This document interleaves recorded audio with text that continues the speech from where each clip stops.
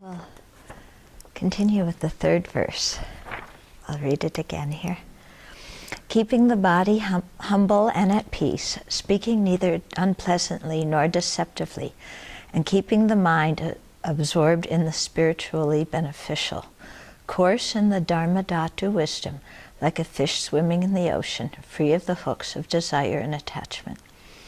So those first three lines are talking about actions of body, speech, and mind. Keeping the body humble and at peace, speaking neither unpleasantly nor deceptively, is speech, and keeping the mind absorbed in the spiritually beneficial is mind. So we did the body first. So speaking neither unpleasantly nor deceptively. I think we all aspire for that. We all aspire for it, don't we? Yeah.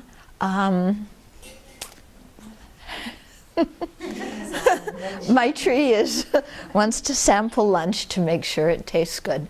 Oh yeah, there's cheese. But it's difficult to speak,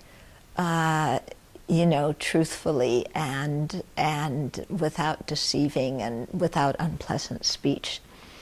And I was really struck yesterday when the two Theravada nuns left about the little ceremony they did about requesting forgiveness. Because with other Theravada nuns, they've done that too when we've been together. And I think it's actually quite nice, because people are together and then, when you separate, instead of just saying, okay, well, it's all under the bridge or whatever, and, to actually formally say, even if nothing has happened, if I did anything inappropriate or said anything, if I did anything inappropriate, or if my speech was, was not very kind, or something like this, then I apologize and please forgive me. And I think that kind of speech is the opposite of speaking unpleasantly and deceptively. It's kind of saying, we've been together, and speech, our speech is so important, and so often it's really uncontrolled. And so while the apology includes actions of body and mind as well, I think it's usually focused on speech. And I think it's very nice, to make an apology when we leave people, because who knows what they might be offended or upset about that we haven't even realized we've done, And then, of course, we apologize. They apologize to us, we apologize to them, and it kind of clears everything, And I think that's a really nice thing to do. That would be nice if we took into our regular relationships with other people and really thought about.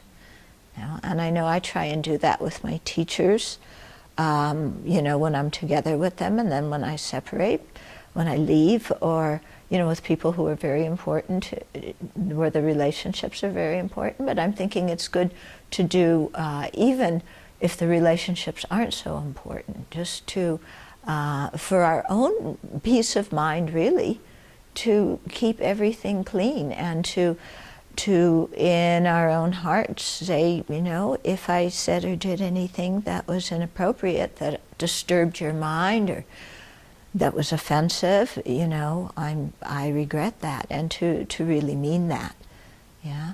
And so it's just something that's very nice to clear the air.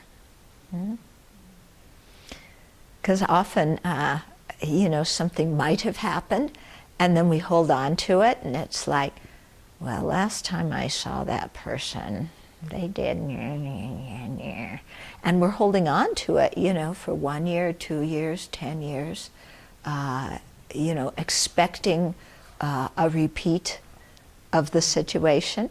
And because we're so stuck in the past and so stuck in that way of looking at things, and suspicious of the other person, then it's very easy for a repeat to happen, because our mind is already going in that direction. Whereas if we take care to, to clear things up when we depart, then when we come again, or they come again, then everything is very clear and fresh, which is really nice. So it's kind of along the same way that in, each evening before we go to bed, we try and review the day's actions, and we apologize for what, or not apologize, but we rejoice at what we did well, and we purify our mistakes, and then that way when we go to bed we feel clean, clear, and we can wake up clean, clear. Okay, so that's just a little bit on that, because I was quite taken by that yesterday, and remember doing it several times before and thinking that it's really a very nice practice. And we could make up some verses for it in English instead of Pali, or we could just speak from the heart and do it.